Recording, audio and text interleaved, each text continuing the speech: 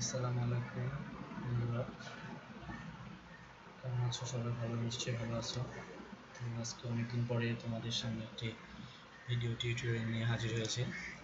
টিউটোরিয়ালটি হচ্ছে, আমরা অনেক সময় আমাদের কম্পিউটার অথবা ল্যাপটপে ছবির ফোল্ডারগুলোতে এরকম অনেক সময় থাম্বনেলস অপশনটা শো করে না, অনেক সময় হিডেন হয়ে থাকে, এবার এইরকম দেখায়।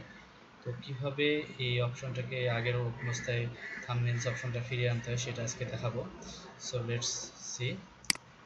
প্রথমেই যা করতে হবে, মাই কম্পিউটার বা মাই ল্যাপটপের রাইট অপশন গিয়ে প্রপার্টিসে ক্লিক করতে হবে, দেন অ্যাডভান্স সিস্টেম সেটিং এখানে ক্লিক করতে হবে, দেন অ্যাডভান্স সেটিংস,